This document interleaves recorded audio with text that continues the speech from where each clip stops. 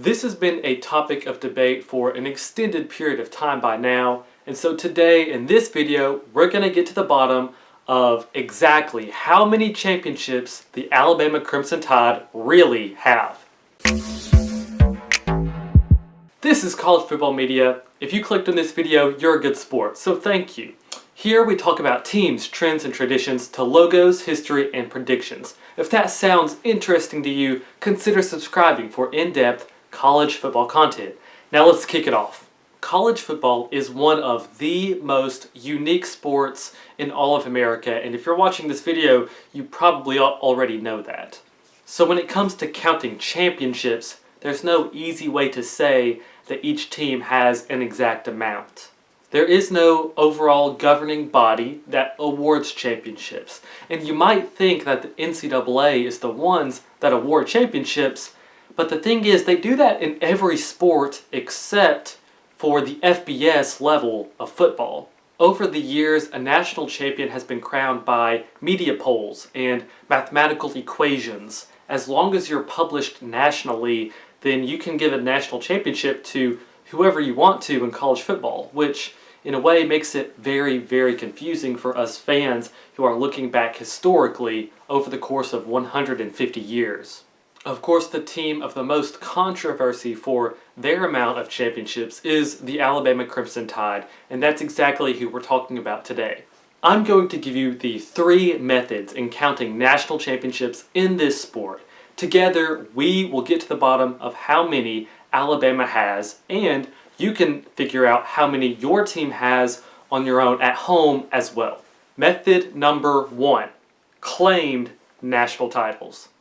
This is the most common way of assorting which teams have how many championships. It's just take the school at their word, and that's exactly what it is. The school puts out exactly how many championships they claim to have. And I'm sure you know how many championships Alabama claims to have, and that would be 17.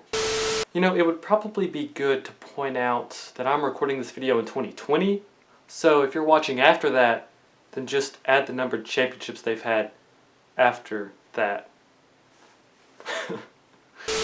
And frankly, this is also the easiest way to keep track of the number of championships because, well, they plaster the number everywhere. At least Alabama does, but most schools do that in a similar way as well. Now, you won't see the number on the side of the helmet when they market the school for how many championships they have, but any other place, they'll find a way to put that number into their marketing graphic to know exactly how many championships they claim to have. So that makes it the most universal method. Method number 2, poll era national titles. The poll era can be a little confusing in and of itself because it factors in the several different polls that it took in crowning a national championship for each year. The poll era begins in 1936 and follows each year to the present. The most popular and most common poll from the poll era is the AP poll, or the Associated Press poll. That poll began in 1936, and that's why the poll era also begins in 36, because it follows mainly the AP poll. However, some of the confusion comes in with the second most popular poll, which is the coaches poll. The coaches poll was formerly known as the UPI coaches poll, and now is known as the USA Today coaches poll.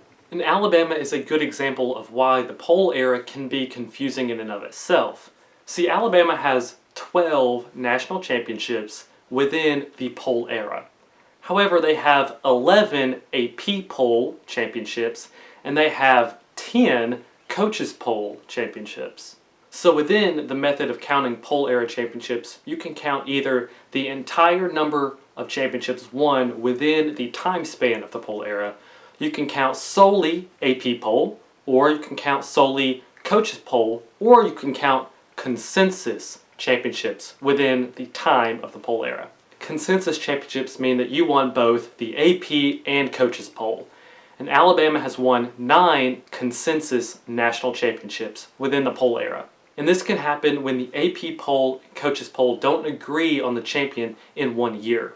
The biggest benefit to counting poll era championships is probably also the biggest negative. The benefit is that you don't have to worry about teams such as Yale or Princeton saying they have 28 or 18 championships, when in reality we all know that they don't because they're not in the FBS. When you start after 1936, you pretty much can get rid of all of those claimed championships from Yale and Princeton, which were valid at the time before 1936, but since if you're not in the FBS, then why should you be able to claim those amount of national championships? The negative, as I mentioned, does the same thing, is that it cuts off any championships you've won before 1936. It causes problems to teams like Alabama, Notre Dame, and Michigan, who have won multiple national championships, but some of those came, and even a chunk came before that 1936 year. Method number 3. NCAA recognized national titles.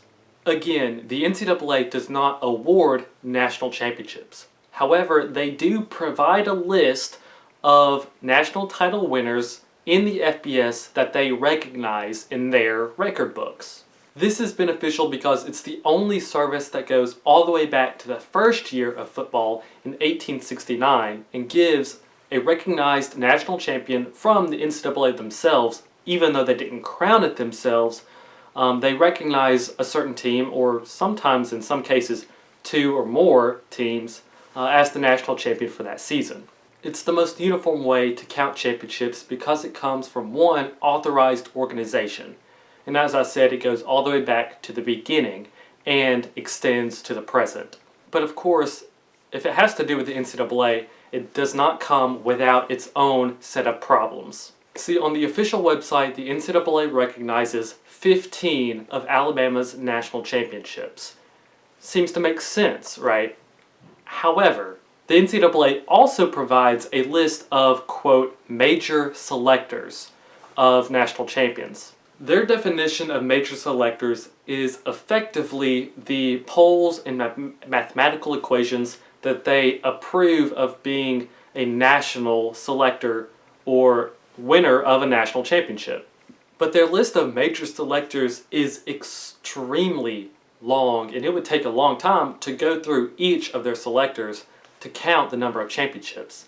But the thing is, the list of major selectors that the NCAA provides does not equal the amount of NCAA recognized championships on their website. Because one of the major selectors that the NCAA recognizes is the Colley Matrix system. And the Colley Matrix awarded UCF the national championship in 2017 and awarded Alabama the national championship in 2016 when they lost to Clemson and Deshaun Watson. There were also major selectors that had Alabama winning the 1945, the 1966, the 1975, and the 1977 national championships. That means that there are 4 unclaimed national championships at Alabama. But on the NCAA's list that they provided themselves, not counting their major selectors that they also provided, they don't count those championships. So even the NCAA can be kind of confusing. And that's why the easiest way is to go by that list that they provided themselves. Which, as a reminder, I mentioned earlier, for Alabama is 15 national championships. And in reality, that method is very inconsistent with both the poll era and claimed national titles. It goes both ways. Sometimes the NCAA recognizes more championships than the school actually claims. Of course, the BCS and the College Football Playoff were supposed to help eliminate this problem of multiple national champions. However, it hasn't exactly done that. Of course, the BCS had the controversy in 2003 and 2004 with USC, who was left out in 2003 and was voted the AP champion, and then in 2004 won the BCS championship, the AP poll, and then was vacated their championship because of their NCAA violations.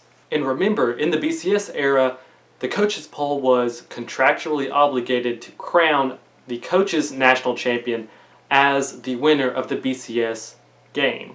But in the playoff era, the committee decides the best 4 teams, and no media poll is contractually obligated to crown their champion as the same who won the playoff.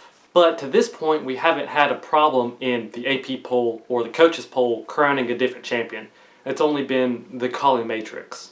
So if you count by the first method of claimed national championships, Alabama has 17 national titles. If you count by the poll era, Alabama has 12 national titles. And if you count by the NCAA recognized list from their website, then Alabama has 15 national championships.